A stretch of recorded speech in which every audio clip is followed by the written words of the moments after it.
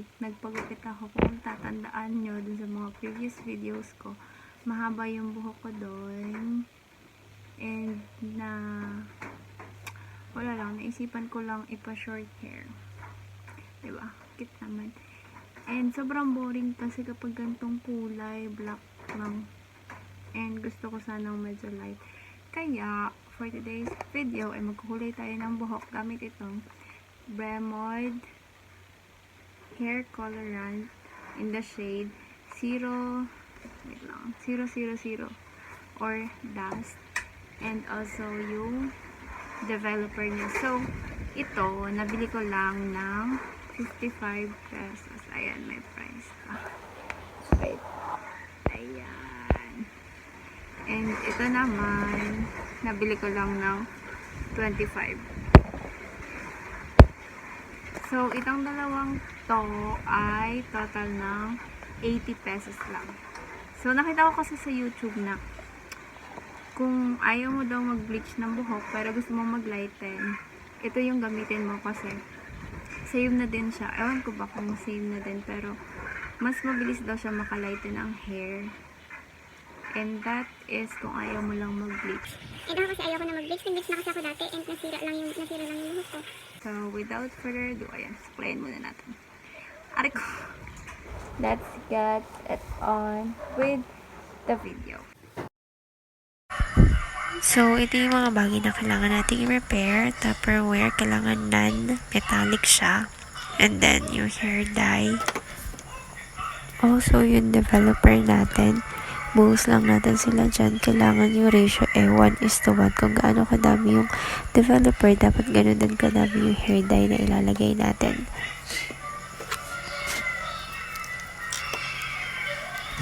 So, ayan, lagay lang natin sila. Pero kung may lagayan naman kayo na sadyang nakalaan para sa mga hair dyes, pwede nyo silang gamitin. Wala kasi akong gamit na ganun. And also, yan, panghalo-haloin lang natin siya gamit yung toothbrush. Optional lang yan, guys. Wala lang ako makita, kaya toothbrush yung ginamit ko. So, ayun, haluin lang natin hanggang sa mamix na siya ng ayos. So, take note lang, guys, yung toothbrush na yan ay sadyang nakalaan para sa mga pantina, ha? Hindi yan ginagamit namin sa ngipin. Yun, nakalimutan ko palang bumili ng gloves. So, ang gagamitin na lang natin ngayon is plastic and Sanrio. So, sobrang sarang, diba? Napaka-resourceful. Ko alam na kailangan palang bumili ng gloves and na anong tawag ba dun? Yung suklay. So, ang gagamitin natin is toothbrush. So, ayan. Start na tayo. Tama ba itong ginagawa ko sa buhay ko?